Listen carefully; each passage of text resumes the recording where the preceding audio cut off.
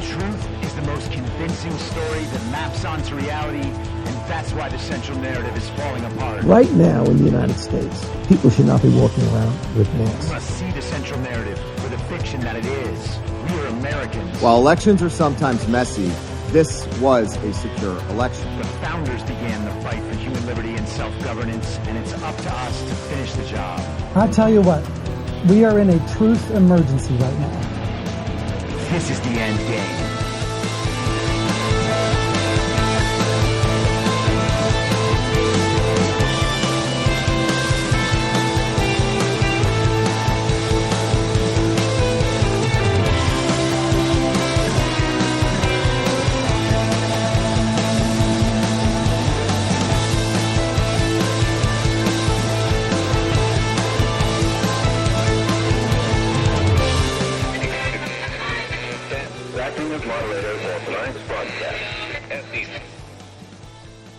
It's Tuesday, September 27th, 2024, the 1,336th day of dystopia.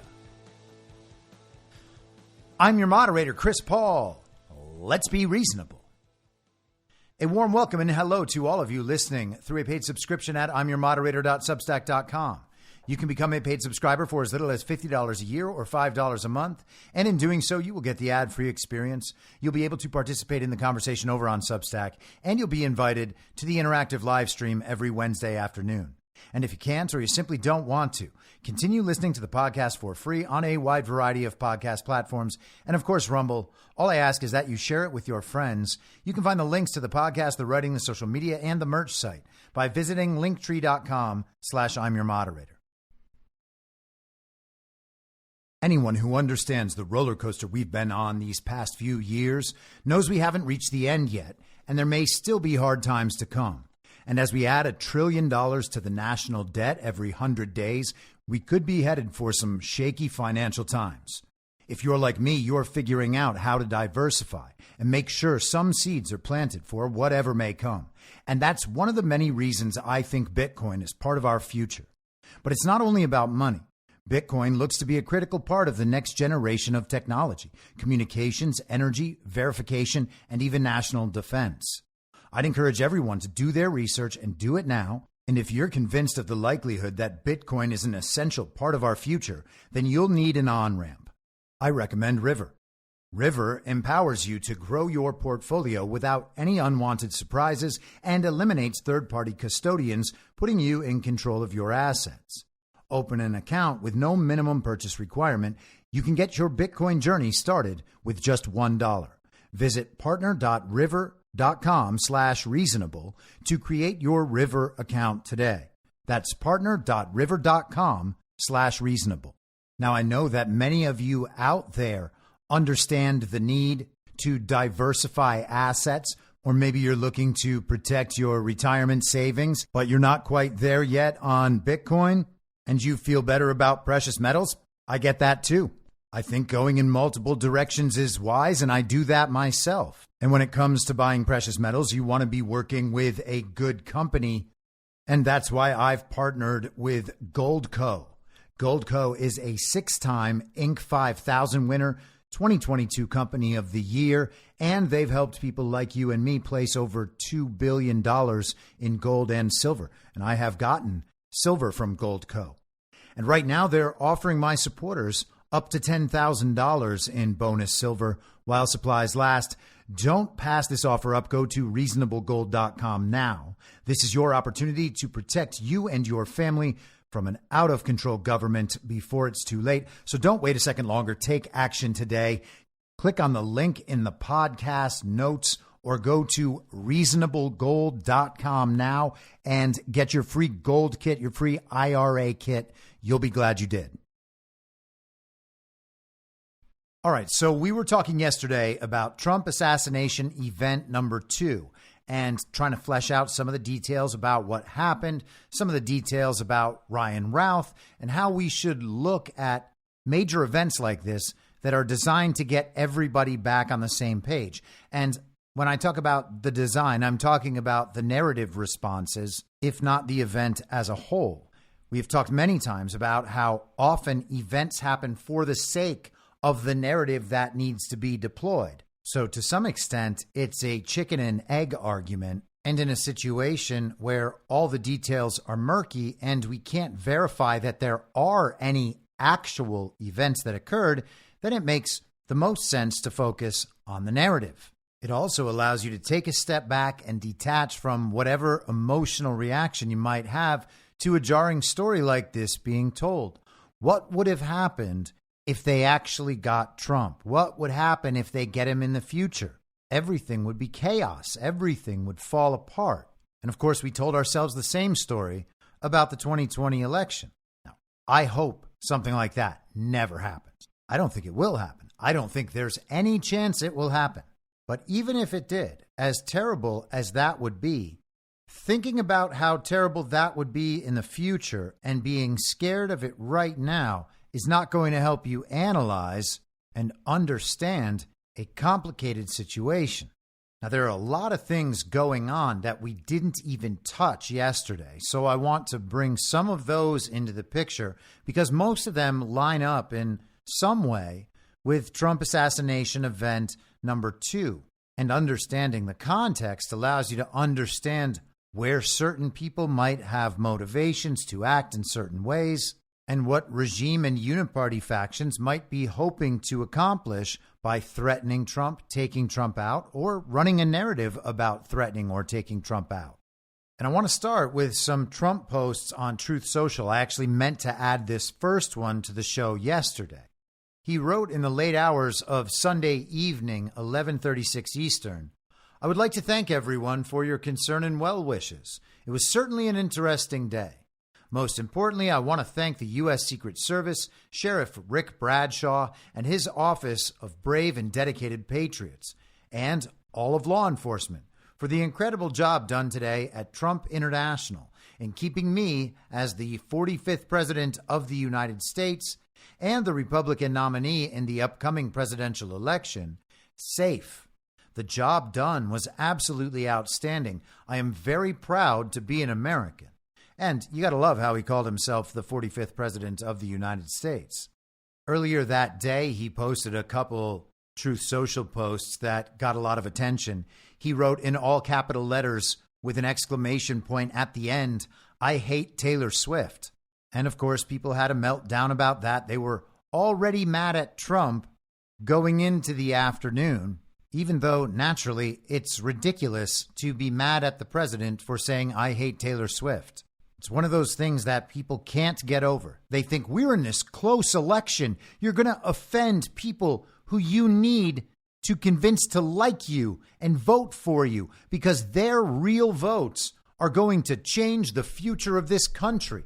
Nothing can stop what's coming unless you can convince at least, 15% of people who sort of like Taylor Swift and are offended by your comments to vote for you.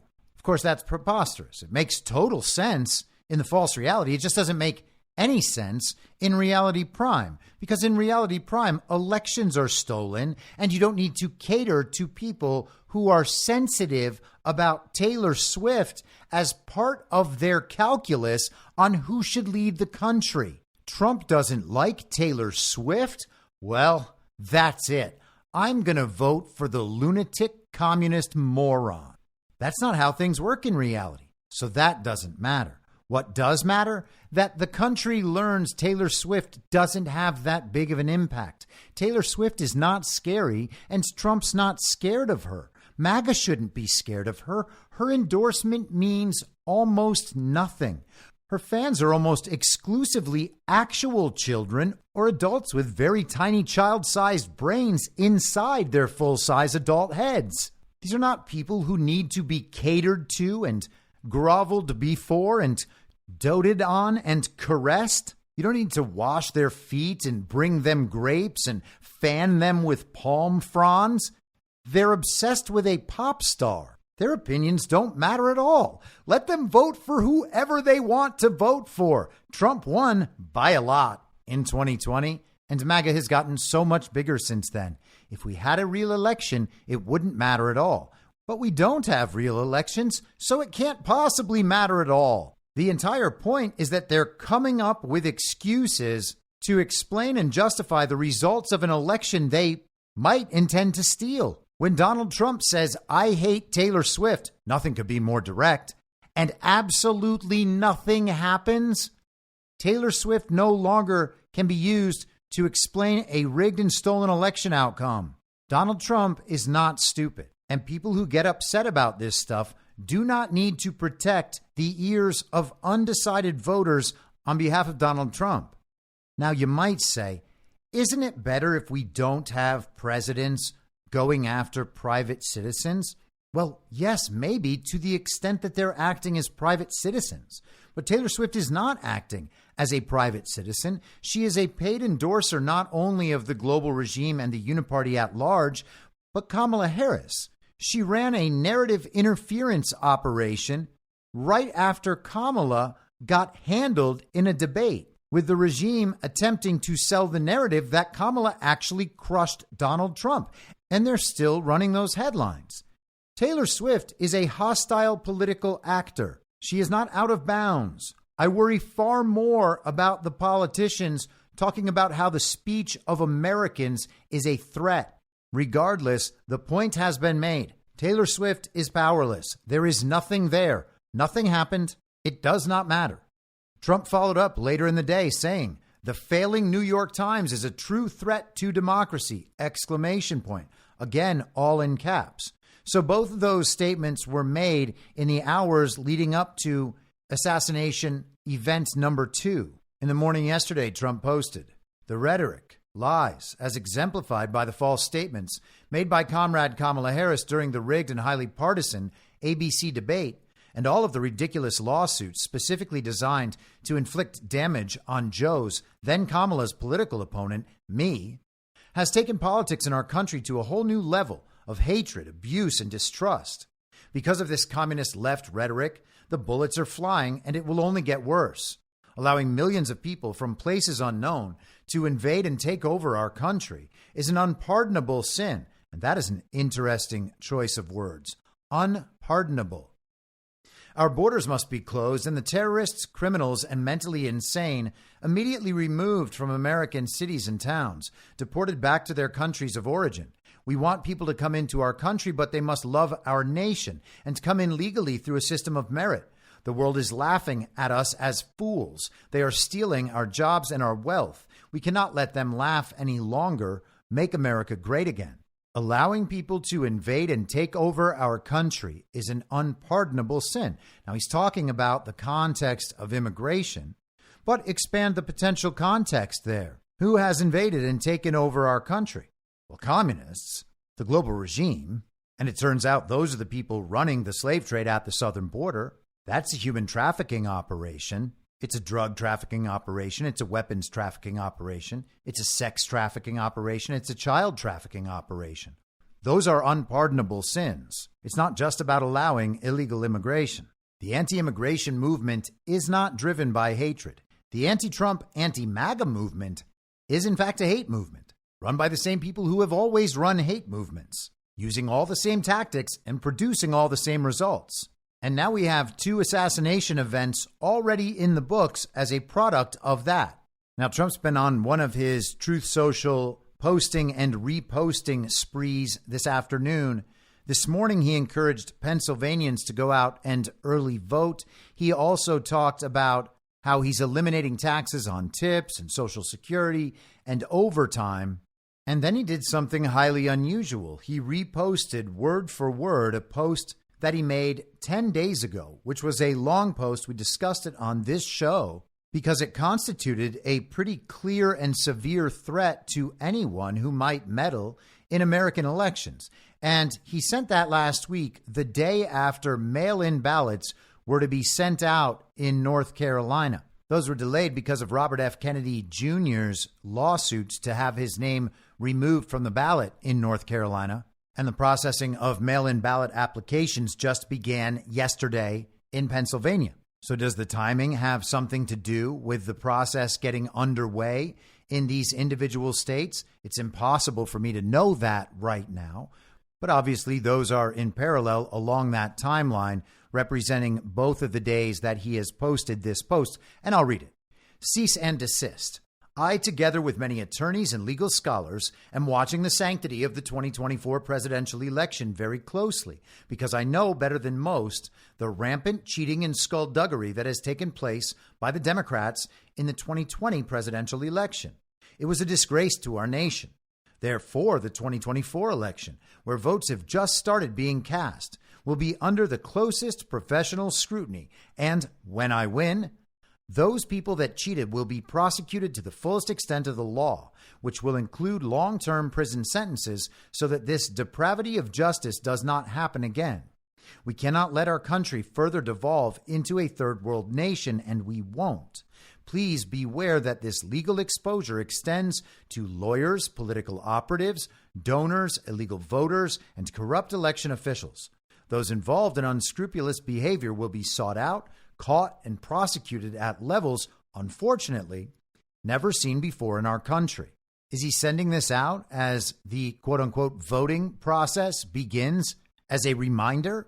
Is he encouraging the country to think about this? The news will report it. They went crazy the last time he said it. Will people have to reckon with the fact that there will be people put on trial? There will be people punished? I guess we shall see. Trump certainly has all the evidence from 2020. He's said it countless times. He's proposed press conferences. No one ever takes him up on it. But at some point, that's coming. Trump won in 2020 by a lot. He never conceded. Joe Biden is not a real president. Most of the country doesn't even believe that Joe Biden functions as president anymore.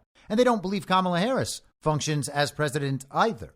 They believe the president is who? There is no belief that has formed. They have no idea what the right answer is. They're just sure it can't be Trump.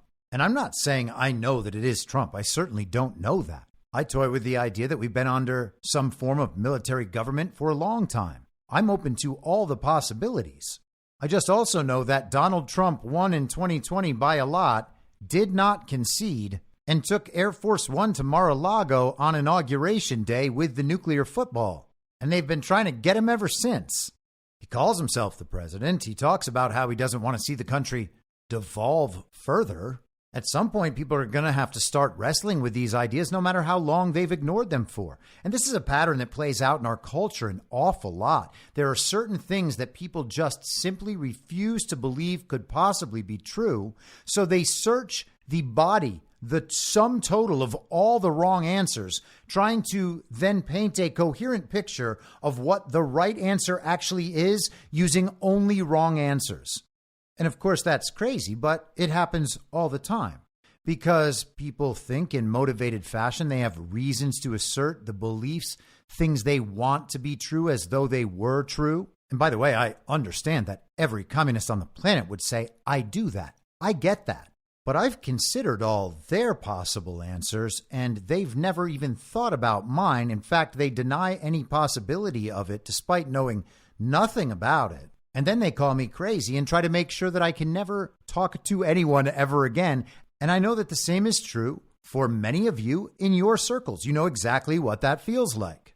If there is only one answer to a question, people who refuse to consider that answer will not have any chance of being right. And then they will make countless errors in their logic and rationale to argue that their answers are among the set of possible right answers, even though they aren't at all. And Eric Weinstein just put on a masterclass of doing this in that interview with Chris Williamson a few weeks back. Whatever good qualities Eric Weinstein might have, whatever wisdom he might possess, he is also a devout scientific materialist to the point of absolute delusion. I'm not certain, but I think he might describe himself as a pacifist. He is definitely a Zionist, which is totally incompatible with pacifism. He's a secular Jewish atheist. So there are entire belief systems that Eric Weinstein dismisses out of hand.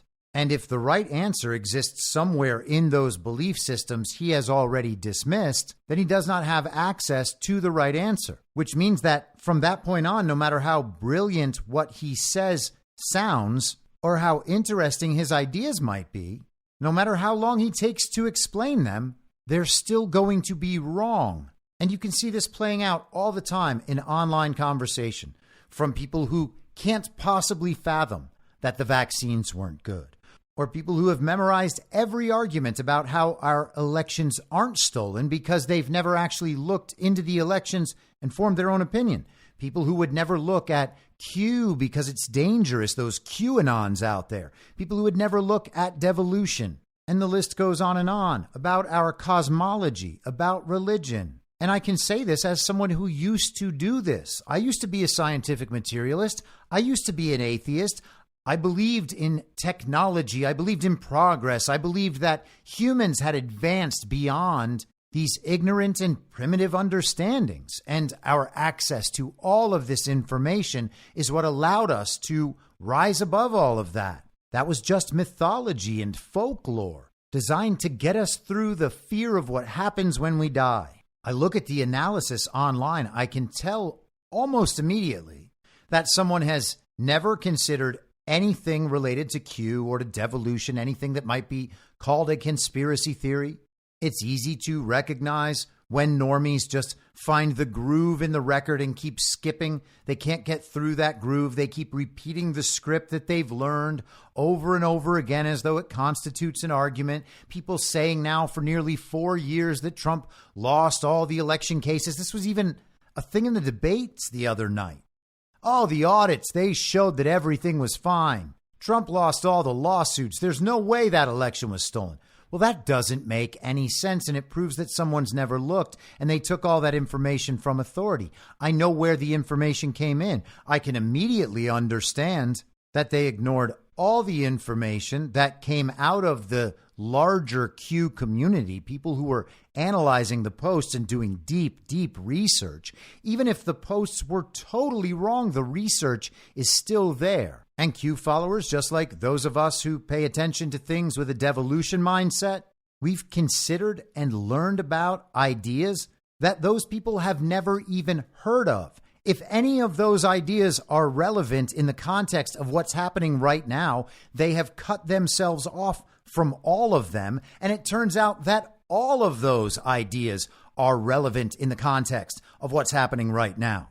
These people should not be taken seriously. The only reason they are is because the abstract power hierarchy we've built in our culture suggests that they must be taken seriously by virtue of their rank, their political and social status, what company or news organization they work for, where they were educated, how many followers they have on a legacy social media app where 70% of their followers might be bots and no one even knows it. Our culture suggests these are the people who should be taken most seriously when all of these people are the ones who have cut themselves off from entire bodies of knowledge that just so happen to contain the only possible right answers and all of the relevant context to what's happening in the real world.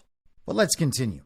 We were going through some MSNBC clips yesterday, and Al Sharpton, I believe, while trying to claim that potential racist acts of violence against Haitian illegal aliens and then just all black people in general, in response to Donald Trump's comments about eating the cats and eating the dogs of the people who lived there, was more dangerous than actually being shot at. And he evidenced this by saying that there were bomb threats as a result of the racism against Haitian illegal aliens. Now, again, Al Sharpton doesn't have access to the truth. He cannot tell the truth on MSNBC's broadcasts. He can't come out and say, yeah, actually, I've got some questions about those reports of people eating dogs and cats as well, because I know they practice voodoo in Haiti, and there have been a lot of reports on the ground from individual citizens who would have no other reason to lie, except that their community of 60,000 people has had 20,000 illegal Haitian aliens brought into it, totally disrupting their lifestyle and changing the place they call home in the process. Now, whenever you hear about bomb threats or death threats online, the first thing you should think is, that's probably fake. These are the sorts of claims that they make up to make it sound as though violent MAGA extremists are the real threat, not the 20,000 Haitian illegal aliens cooking the cats and the dogs and the ducks and the geese of the people that live there. Now, Mike DeWine, the governor of Ohio, certainly seems to be a rhino, certainly seems to be uniparty, and has some pretty sketchy connections to human trafficking operations, which is a hard thing to deny if you're allowing Ohio towns to be flooded with Haitian illegal aliens. Here he is talking about the bomb threats. At least 33 separate bomb threats, each one of which has been responded to, and each one of whom has been found as a hoax. So 33 threats, 33 hoax. I want to make that very, very clear. None of these had any validity at all. We know that people are very, very concerned, and we have taken some actions, and in a moment I'll let Andy Wilson go into more detail. But we've moved resources into Springfield. So I want to say to the parents in Springfield, these hoaxes, these threats have all been hoaxes. None of them have panned out. We have people, unfortunately, overseas who are taking these actions. Some of them are coming from one particular country. We think that this is, one more opportunity to mess with the United States, and they're continuing to do that. So we cannot let the bad guys win. So that's pretty clear, is it not? There were 33 bomb threat hoaxes. Interesting number. They're coming from a foreign country. Apparently, Governor Mike DeWine can't tell us which one. That must be a national security matter, which means you can't tell the people who might be affected about it at all. When is the media going to accuse itself of committing quote-unquote blood libels? When is the media going to report on its own violent rhetoric? They're saying Donald Trump and his supporters are dangerous, a threat to democracy. In fact, check out what this threat to democracy has to say. And I don't understand why it's so difficult for the press to have a consistent narrative about how dangerous Trump is. The late, great journalist Harry Evans, one time said that, journalists should, really try to achieve objectivity. And by that, he said, I mean, they should cover the object. Well, the object in this case is Donald Trump, his demagoguery, his danger to our country and the world, and stick with it. You see, the only way for the media to be objective is to be more biased. Now, I don't believe that the media is objective or could be objective, and I also don't believe it should be objective. I think we should be adults and understand that media objectivity is mythology. It is not something to strive for. Each person should try to tell the truth as best he or she can, with no attention paid whatsoever to objectivity or a pretense of objectivity. We are far better off understanding that everybody is biased, every corporation and corporate media project has its own interests, and then attempt to understand and account for those biases in individual situations. The media is already 100% biased in Hillary Clinton's direction, and Fox News has to be included in that. Fox as an organization and its individual hosts ignore, again, entire bodies of knowledge. That's not an America First operation over there. That is a global regime-oriented, uniparty-oriented operation over there, branded as Republican and conservative. They might appeal more to our particular tastes and sensitivities, but they're not better just because they feign agreement with us every now and then. And before we get off the bomb threat topic, this is Dana Bash, the woman from CNN whose ex-husband was one of the signees of the 51 former intelligence officials' letter concerning the Hunter Biden laptop and Russian disinformation. She was also Jake Tapper's co-host in the Trump-Biden debate from earlier this year. And she was the one who gave Kamala Harris's only sit-down interview with her chaperone, Tim Walz, right next to her. Here she is with JD Vance. Nobody is disputing that the town of Springfield, Ohio, needs help. But you're not just a bystander. You're the senator from Ohio. So instead of saying things that are are wrong and actually causing the hospitals, the schools, the government buildings to be evacuated because of bomb threats, because of the cats and dogs thing, why not actually be constructive in helping to better integrate them into the community? The news decided that because someone talked to the city manager in Springfield, Ohio, and he said that the reports of Haitians eating dogs and cats was not credible, any claims about Haitian illegal aliens in Springfield eating dogs or cats is wrong. And JD Vance should not say it, despite the fact that his constituents tell him it's happening, and he shouldn't do it because if he continues to, then we'll see more evacuations of hospitals and schools due to bomb threats that are hoaxes. So what we have are fake bomb threats creating real events.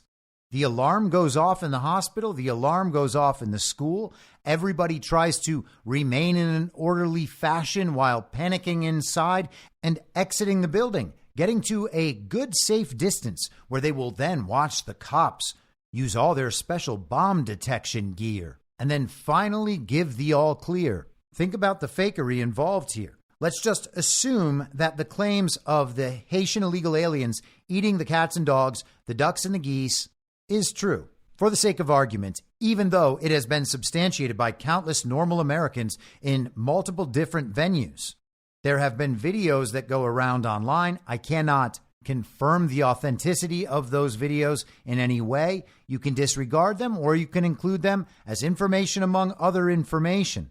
At the very least, these are substantial claims.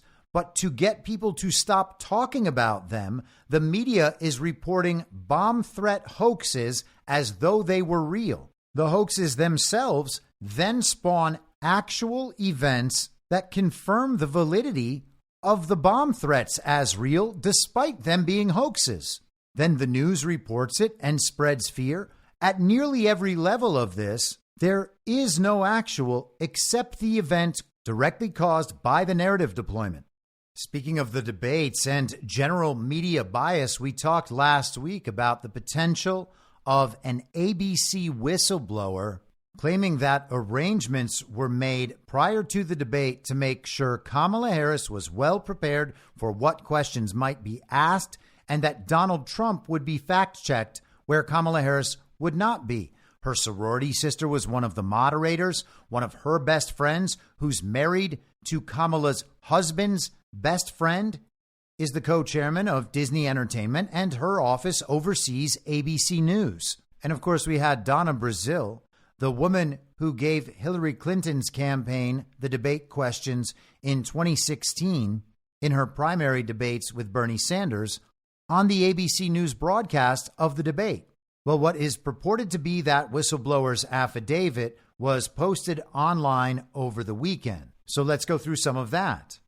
The whistleblower writes, "I've worked for ABC News for over 10 years in various technical and administrative positions. Since the acquisition of ABC News in 1996, I have observed significant transformations in the nature of news reporting at the organization. These changes suggest a shift from unbiased reporting to a model influenced by external factors. For the record, I do not endorse Donald Trump in his capacity as candidate for president of the United States. The intent of this affidavit is to address concerns regarding perceived bias within news reporting within my employer's debate that will be hosted on September 10th, 2024. And the whistleblower wrote this affidavit on September 9th, the day before the debate. Furthermore, the Harris campaign imposed restrictions on the scope of questioning, including no questions regarding the perceived health of President Joe Biden, no inquiries related to her tenure as Attorney General in San Francisco, and then something is redacted. No questions concerning her brother-in-law, Tony West, who faces allegations of embezzling billions of dollars in taxpayer funds and who may be involved in her administration if elected. Internal organizational climate. I've observed a pronounced bias against Donald Trump within ABC News. Employees expressing favorable views toward him experience significant concerns about potential retribution. And more is redacted. Purpose and documentation of affidavit. This affidavit is executed to document and provide transparency regarding the issues of fairness and impartiality in the debate process and broader concerns about journalistic integrity at ABC News. The whistleblower notes that multiple copies of that affidavit were sent to different places. The whistleblower sent a certified letter containing the affidavit to him or herself, sent one through FedEx, and also sent another to Speaker of the House Mike Johnson. And the whistleblower writes, additionally, for further investigation, I have secretly recorded several conversations that will prove that the Harris campaign insisted upon not only the fact-checking of Donald Trump, but also insisted on what questions were not to be asked under any circumstances, or else the Harris campaign would decline to participate in the debate. So there it is, your fake vice president wanting to be fake president, but overtly refusing to answer questions about anything that might inform the American people about who she actually is. Now, we haven't spent much time really discussing Congress in months, maybe, but in just 2 short weeks, we have another government shutdown deadline, which means another negotiation over a continuing resolution, which means we have to talk again about Mike Johnson's package. Mike Johnson's package is back in the news, and at these current rates of spending, I can tell you, it's huge. This is Fox News from earlier today. Johnson moves forward on House vote to stop government shutdown with non-citizen voting prevention attached. House Speaker Mike Johnson announced Tuesday that he was moving forward with a chamber-wide vote to stop a government shutdown with a bill attached meant to crack down on non-citizen voting. Congress has an immediate obligation to do 2 things: responsibly fund the federal government and ensure the security of our elections, Johnson said in a statement. Because we owe this to our constituents, we will move forward on Wednesday with a vote on the 6-month CR with the SAVE Act attached. I urge all of my colleagues to do what the overwhelming majority of the people of this country rightfully demand and deserve: prevent non-citizen Americans from voting in American elections. Johnson is proposing a 6-month extension of the current fiscal year's government funding levels, known as a continuing resolution, and attaching a bill known as the Safeguard American Voter Eligibility Act, the SAVE Act, which aims to require states to obtain proof of citizenship in person when registering an individual to vote, and requires states to remove non-citizens from their existing voter rolls. Now, we talked about this at length back in the spring in an episode called Magnificent Sifter. I said that the SAVE Act would serve as a magnificent sifter. We would sift out all of the people afraid to actually stand up for something so obviously necessary. And there has been quite a lot of pressure for Mike Johnson not to bring this to the floor. But now that's happening. And there is absolutely no chance that this bill will pass, go through the Senate, and then be signed, quote unquote, into law by the fake president, Joe Biden. And that is likely what has all of the Con Inc. uniparty right Republicans, uniparty assets with little R's next to their name, so upset. They know that can't ever happen, and now they're being forced to vote on it anyway. Who wants to be the person, the party, the body that is blamed for allowing illegal aliens to continue voting in this country? This is never supposed to reach the Senate. They don't want to deal with it there. Nobody wants to have to vote no on this, because what would that then be saying? It would be saying you don't actually care about illegal aliens voting. Now, continuing resolutions should not keep getting passed. Ideally, the government would be shut down, but somehow they always do get passed, and Republicans assist in passing them. Let's continue. Most Democrats oppose the CR with the SAVE Act attached, and the so-called Biden-Harris White House, LOL, has threatened to veto such a measure. The CR also maintains opposition from some House Republicans. Your bill does not responsibly fund government, Representative Thomas Massie of Kentucky wrote, responding to Johnson's statement on X. It's 12 bills rolled into one bill that continues the profligate spending that's ruining our country. The fact that you've added a 13th bill to it does not make it a serious solution. Please quit insulting our constituents. Well, it's important to note that Thomas Massie insults Donald Trump, MAGA, and all America First people in this country every time he takes a new anti-Trump stance. Thomas Massie came out and supported the fake primary campaign of Ron DeSantis, and he with his pal Chip Roy were all wrapped up in the DeSantis simp op. Now, is all of it kayfabe? It could be, but the surface interpretation based on their actions and words without giving them some extraordinary magical benefit of the doubt for virtually no reason, these are people who ignore the fact that our elections are stolen. He's in no place to be pretending to fight to save the country. Like an undead but doomed zombie, the CR plus SAVE Act is back, Massie added in a separate post. Speaker Johnson is fake fighting by attaching a bright, shiny object that he will later abandon to a bill that continues our path of destructive spending. I won't be part of this insulting charade. I'm a hell no. Oh, so strong. Massie later posted on X, formerly Twitter. Though it is not included in this article, Speaker Johnson is a neocon. He will not dispute what I've said. And this is very Twitter-oriented behavior. Massie says something, anything, and then it's Speaker Johnson's role to reply and refute in Massie's terms whatever Massie suggests. It's very silly.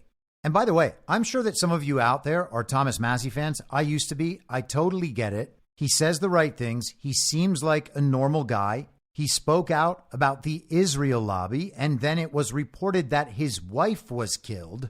And all of that is important information, and it might suggest that Thomas Massie is doing something extremely brave and patriotic. But he also continues to lie and obfuscate about other issues, and this isn't about picking our new best friends. We cannot just assume someone's our ally and give them carte blanche, trust them in anything they do because we feel like we're short on allies. We have all the allies we could ever need. The American people are on the side of Trump, the side of MAGA, the side of the America First agenda in dominating fashion. People should be held to standards. And if they cannot meet those standards, we don't still bring them into the fold and bring them close just because we feel as though we're alone. That is a terrible strategy in our personal lives. It's a terrible strategy in business. And it's a terrible strategy in politics as well. It is desperate. It is the willingness to do something we know is wrong because of desperation. That almost always leads to terrible consequences. But let's go back to the Fox article. Representative Marjorie Taylor Greene condemned Johnson for calling the vote Wednesday, writing, "This is classic bait and switch that will enrage the base only 1 month before the election, when they find out they have been tricked and let down again. The only way to make the SAVE Act a law would be to refuse to pass a CR until the Senate agrees to pass the SAVE Act and Biden agrees to sign it into law." Now, maybe that would be interesting strategy in a normal situation, but we are not in a normal situation, and President Joe Biden is not a real president. I am not concerned about the difference this law would make in a fake election. I'm concerned about the sifting mechanism. I'm concerned about the narrative spinning off of this. I want people to show the country exactly who they are. Continuing with Fox referring to MTG, that, she wrote, would force a government shutdown on October 1st because Biden and Schumer have both said they will shut down the government as they are that adamant against the SAVE Act. Another quote, "Johnson will not commit to standing up against the Democrats in a shutdown fight and will allow passage of a clean CR in order to fund the government because he believes a government shutdown will be blamed on Republicans and will hurt their elections," Greene continued. "Johnson is leading a fake fight that he has no intention of actually fighting. Even with a shutdown and full fight into October, it would be too late for the SAVE Act to make a difference for this election because absentee ballots would already be being mailed and early voting already starting. I refuse to lie to anyone that this plan will work, and it's already DOA this week," she said. Speaker Johnson needs to go to the Democrats, who he has worked with the entire time, to get the votes he needs to do what he is already planning to do. Now, to adopt her framing for a second, she's right that this law, were it to be passed, would not affect this election because ballots had gone out and voting had already started if for whatever reason all of that was just left in place despite this law existing. But all of those voting methods that would be in place by then should be barred in the first place. And the last thing we need to do is worry about the deadline of an election we know to be fake. And at the very minimum, even if you don't want to grant that, if you want to pretend that somehow this is a real election, the election would then either be held unlawfully or something else would have to be done. Maybe it would have to be delayed. Maybe a new election would have to be scheduled. Maybe anyone who could not prove their identity would not be allowed to have their votes counted. We are already told it takes days or weeks to get election results, so we might as well make sure that all the votes are cast are actually real, lawful American votes. If they're all so upset, maybe they should just bring a motion to vacate and remove Mike Johnson. Maybe there are Democrats who would be down to help with that. Congress cannot continue to kick the can down the road while our national debt skyrockets, our border remains open, and Biden and Kamala's radical policies remain fully funded. Representative Matt Rosendale of Montana wrote, I have always and will always be a no on a continuing resolution. Chip Roy, another DeSantis simp, took a different path than his pal Thomas Massie. He says, now, there will be a government funding continuing resolution before the election. Only questions when it comes, how long it lasts, and what could have been achieved regarding the SAVE Act and non-citizen voting. But a few, quote, conservative prophets write their self-fulfilling script to achieve failure, Roy wrote on X. Is Massie the supposed prophet, by the way? Representative Tom Tiffany also noted how, quote, Ohio, Virginia, Texas, and other states found non-citizens on their voter rolls, with some even casting ballots, end quote. And of course they have. Illegal aliens have been voting in our elections for decades. The SAVE Act requires proof of citizenship to vote and ensures non-citizens are removed from voter rolls. But Democrats want to shut down the government so it does not pass, Tiffany wrote Tuesday. Fox News suggests that the speaker could get some help from Democratic defectors. 5 House Democrats broke from their party to vote for the SAVE Act earlier this year. They also say Donald Trump has supported the SAVE Act. He posted on Truth Social last week, if Republicans in the House and Senate don't get absolute assurances on election security, they should in no way, shape, or form go forward with a continuing resolution on the budget. The Democrats are trying to stuff voter registrations with illegal aliens. Don't let it happen. Close it down. Now, I believe at some point we will see a government shutdown. I am not sure it's happening. It's going to happen 2 weeks from now. It would be very interesting to get a 90-day extension rather than a 6-month extension, because a 90-day extension would bring this problem right back up as soon as that new Congress is installed. What a time that would be to have a government shutdown only a few days before the results of the fake election are meant to be certified. How would that work for the fake president and the fake vice president and the uniparty broadly? We shall see. But here's why this is interesting. This is the Daily Mail yesterday. Mike Johnson reveals how Trump acted immediately after the golf course shooting and what he thinks saved him in the second assassination attempt. House Speaker Mike Johnson on Monday revealed some of his private interactions with Donald Trump just moments after a gunman aimed a high-powered rifle at the former president while he was golfing on his Florida golf course. Johnson, who was en route to Mar-a-Lago at the time agents opened fire and posted a photo with Trump after the stunning assassination attempt, said he and wife Kelly spoke with Trump about what he called providence and Trump's life being spared. Now, you might remember a few months back when the SAVE Act was announced, it was done at a press conference at Mar-a-Lago featuring Donald Trump and Mike Johnson. They've been on the same page about the SAVE Act the entire time. Should we assume right now that Mike Johnson is doing something counter to the wishes of Donald Trump? I don't assume that. I assume Mike Johnson is doing exactly what Donald Trump asked him to do. And so whatever pushback he's getting from members of the uniparty right, or maybe they are totally good America First Republicans, seems to be counter to the wishes of Donald Trump. Now, that could be wrong. That's not a perfect gauge, but it is cause for some suspicion when it comes to people like Thomas Massie and Marjorie Taylor Greene, for whom suspicion has been justified before. This isn't to cast aspersions on them. I hope that they are good, patriotic Americans. I hope we find that out for certain one day. But there's not going to be any benefit of the doubt given to any of these people. Johnson says of Trump, he was in very good spirits, as you might suspect. That's who he is. He's so resilient, and I was really grateful to see him. There is no leader in the history of America that has been so attacked and remained so strong and resilient. He is one of a kind. He is not going to stop fighting for the American people. It was really encouraging for us to sit and visit with him right after that happened. Johnson said he arrived at Mar-a-Lago shortly after Trump returned from his golf course, and he said that Donald Trump was protected by God. He said, "It's a remarkable thing." And Kelly and I spoke with him at great length about that, because it is something that no one can deny. God has spared his life twice now. I told him that it reminded me of the bulletproof George Washington, our first president who evaded being shot, Army colonel.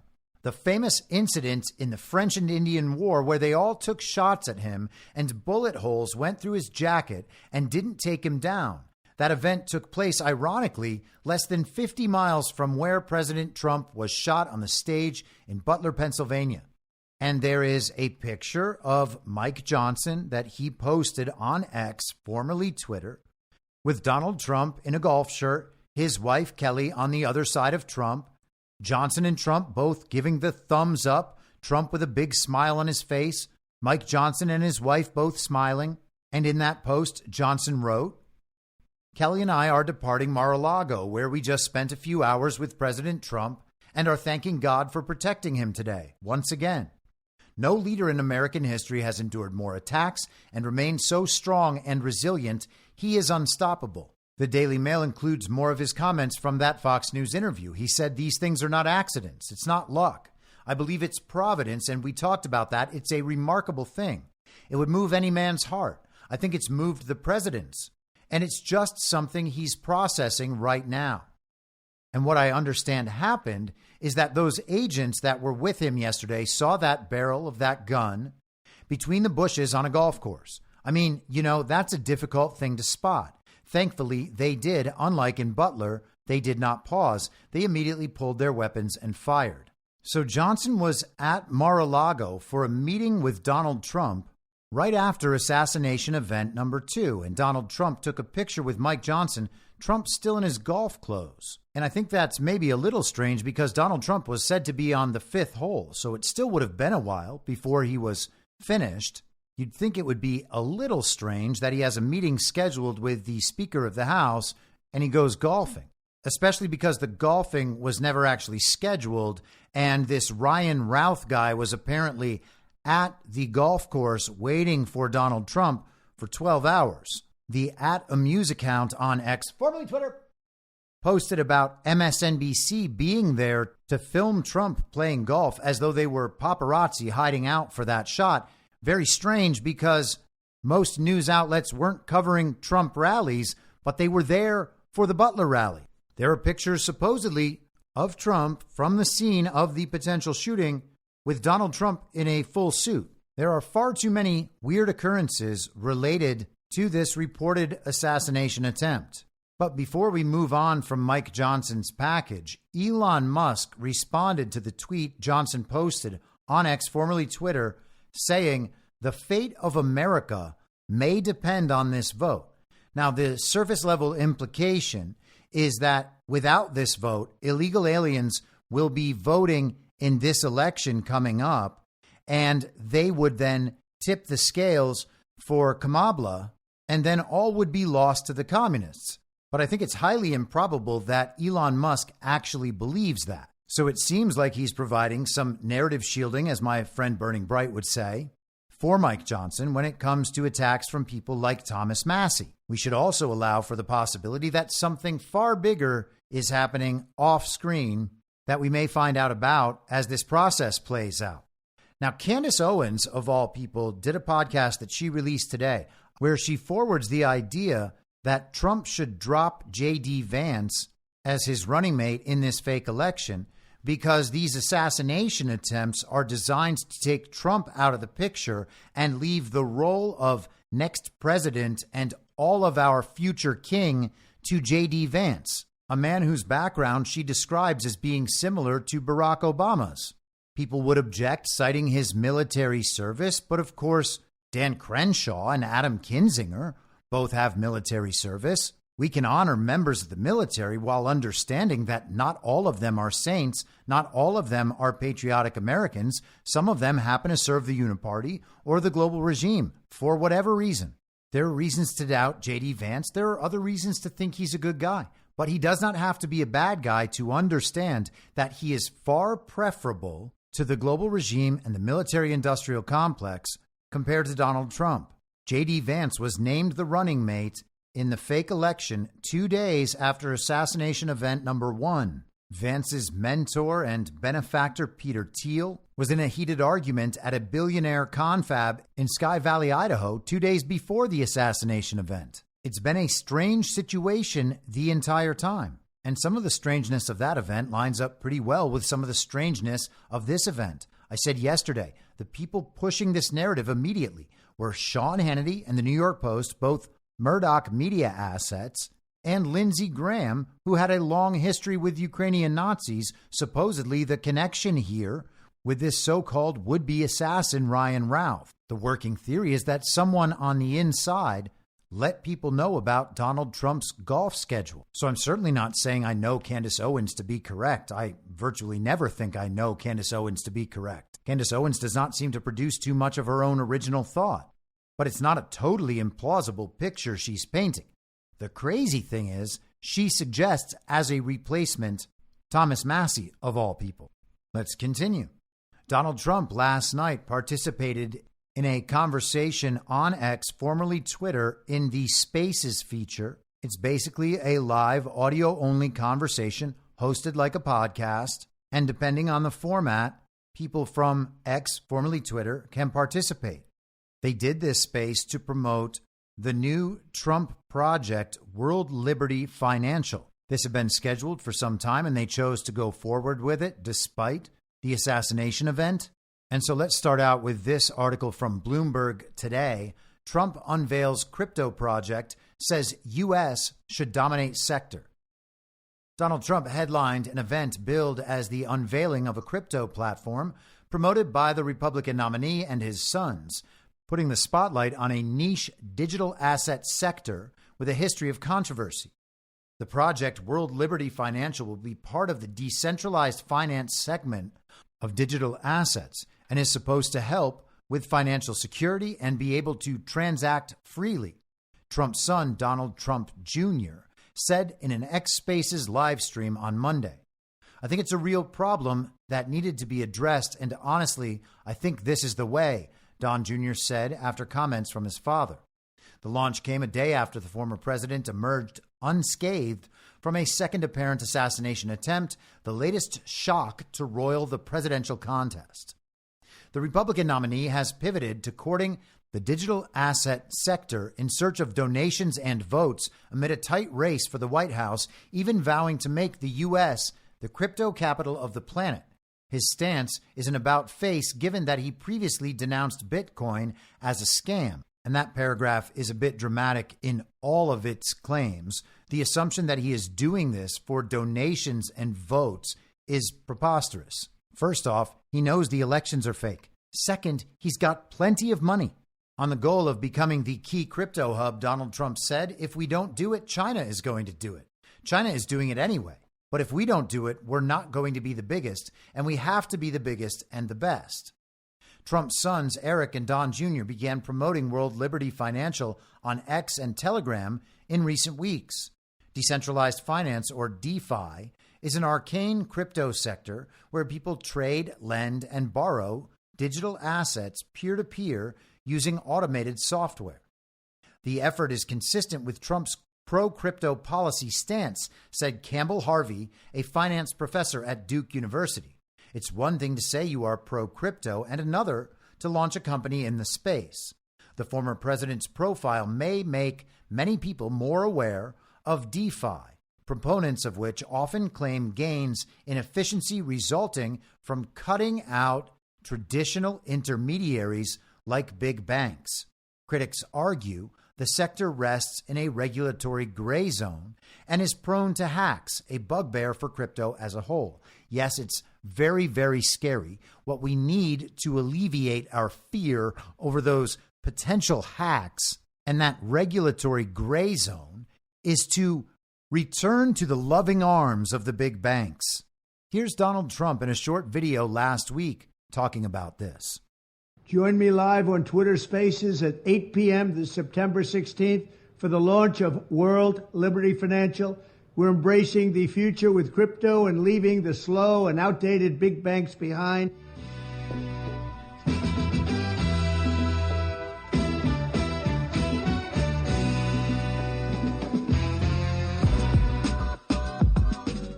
So just a little ad for the new project, Rug Radio and World Liberty Financial. Trump said we are leaving the slow and outdated big banks behind. Does anybody imagine that the slow and outdated big banks want to be left behind? In this material realm, the big banks, the central banking system, the fiat currency, that's basically the final boss. People have gone hard after this Trump crypto project because various aspects of this crypto, when viewed as a currency, are not ideal to say the absolute very least. Bitcoiners are not a big fan of this. Bitcoin maxis kind of hate it, but there's no reason to react to this right away. We can just see what happens. This could very easily be a trap for bad actors. It could be something like Truth Social that ends up being a kind of bridge. But if the world moves in the direction of cryptocurrencies, what would banks be useful for? Loaning out money? Why would you want to go to a bank for that if there was a decentralized option that didn't carry the same exploitation? We have to consider possibilities that might not immediately seem appealing because we are in a transitional period. Whether we like it or not, things are changing. New technology is coming out, it's being used, and we have to consider how we're going to interact with that. This is how Axios covered it. Trump unveils new crypto venture, World Liberty Financial. The Trumps are putting their names behind a new crypto project, one promoted Monday night in a meandering 2-hour live stream on the social media site X that was remarkably light on detail. I'm always so saddened when the mainstream media figures don't believe they've gotten enough from Donald Trump. Former President Trump seems to be leveraging attention from his White House run to promote a new business venture, one that by its nature could spark calls of constitutional conflicts. This communist seems very triggered. The former president, who has teased the announcement of World Liberty Financial to his over 90 million followers on X, spoke during a hosted Q&A to start the stream. He spoke broadly about the blockchain industry, the success of his NFT collections, and crypto's generational learning curve. He didn't personally speak about the project he is launching before turning the stream over to his sons and partners. The platform is reportedly being described as a decentralized finance money market or a platform where people can borrow, lend, and earn interest on crypto. DeFi differs from traditional finance in that it doesn't include anyone in the middle to facilitate transactions. Everything is done on a blockchain governed by smart contracts created by the project. Today, there is already roughly $44 billion in crypto posted to back DeFi loans globally. The only thing the project team spoke to specifically Monday night was the fact that the project will launch a new cryptocurrency, sort of. It will create a so-called governance token called WLFI, which will not be transferable and will not earn yield. It can only be used to vote on changes for the project. 63% of the supply will be sold to accredited public investors with no pre-sales or venture capital allocation. Project partner Chase Harrow said. Another 17% will be set aside for rewards, while the remaining 20% will be held by the project team for compensation. The communist writing this article inserted a very cute thought bubble emoji and the heading, "My Thought Bubble." It's unclear why anyone would buy a token if it's non-transferable. What's the point of it? That's the question everyone in crypto is likely to be asking. And I think you just told us the point of that. It's the vote on the project. Harrow and Zachary Folkman, who is also reportedly listed on World Liberty Financial's white paper, were reportedly behind a similar sounding effort that only lasted a few months, Doe Finance. Doe was brought down by a hack that took basically all the funds deposited into it. The big picture, he writes, Trump is billing World Liberty Financial as a chance to make finance great again. Banking has become politicized, Donald Trump Jr. said Monday night after his father signed off. DeFi takes that political component out of it, and it absolutely does. He's right about that. Banking has become political. The banks are intimately involved with the global regime.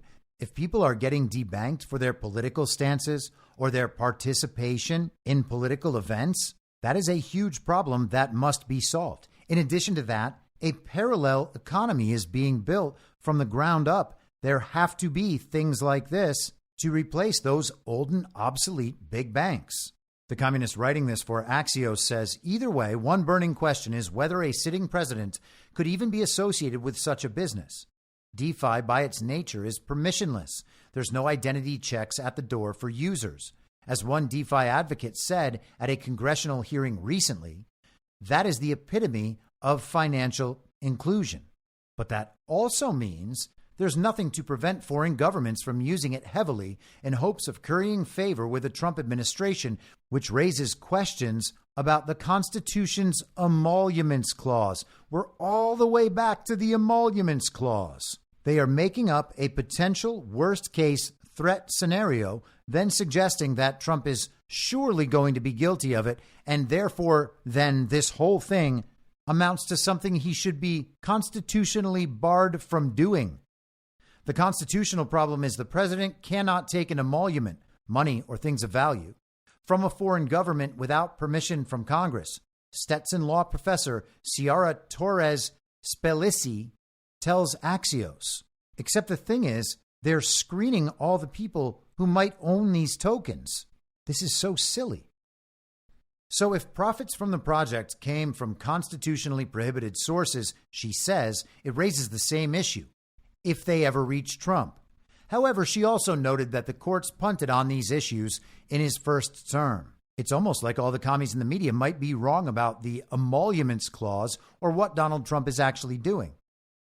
Trump's embrace of crypto has been extremely well received by the blockchain industry, but this DeFi side hustle has not been. Celebrities who become enamored with cryptocurrency and try to become entrepreneurs tend to end up losing money for their unsophisticated fans. So that's it. Trump is trying to scam his fans. It'll fail. He'll lose money, and so will all of his supporters. The optics of a presidential candidate launching a new company could make cryptocurrency policy an election issue after all. And guess who wins on that issue? Donald Trump. You have to love corporate media running interference for the big banks. Now, is this project important enough that someone wanted to take Trump out in order to stop it? Well, it's impossible to know, but Assassination Event number 2 did come one day before this was scheduled to be announced, and they went ahead with it anyway. And the Assassination Event probably convinced more people to tune in and hear the announcement just to see how Donald Trump would respond to the Assassination Event. And one thing quickly before we go. The New York Times published this article on Sunday morning, How Roberts Shaped Trump's Supreme Court Winning Streak. Now, this article is very long, so we'll do the first few paragraphs here, and then I had Perplexity.ai summarize the article. We can hit the main points. Last February, Chief Justice John Roberts sent his 8 Supreme Court colleagues a confidential memo that radiated frustration and certainty. Former President Donald J. Trump, seeking to retake the White House, had made a bold last-ditch appeal to the justices. He wanted them to block his fast-approaching criminal trial on charges of attempting to overturn the 2020 election, arguing that he was protected by presidential immunity. Whatever move the court made could have lasting consequences for the next election, the scope of presidential power, and the court's own battered reputation. Okay, the court's reputation has been battered by a biased media. They tried to take down Clarence Thomas, and they've tried to take down Justice Alito based on flags his wife hung outside their home. And we've covered those at length on this podcast. Also, Trump did not make a bold, last-ditch appeal. He argued that he was operating in his official scope in office as president and therefore could not be prosecuted for those actions as they were all constitutional and within the scope of his office. The Chief Justice's February 22nd memo, jumpstarting the justice's formal discussion on whether to hear the case, offered a scathing critique of a lower court decision and a startling preview of how the high court would later rule, according to several people from the court who saw the document. Oh, anonymous sources again. The Chief Justice tore into the appellate court opinion greenlighting Trump's trial, calling it inadequate and poorly reasoned. On one key point, he complained the lower court judges, quote, failed to grapple with the most difficult questions altogether, end quote.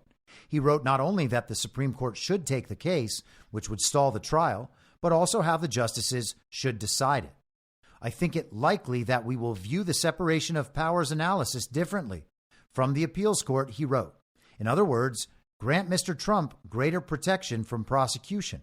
Or potentially, in other words, the lower court, which may well be corrupt, made a decision that does not comport with the Constitution and therefore should be overturned. You have to love how it's us threatening the institutions when we suggest that courts might be corrupted. But then when the court goes about its normal functions, the New York Times considers the court corrupt and goes after justice after justice after justice.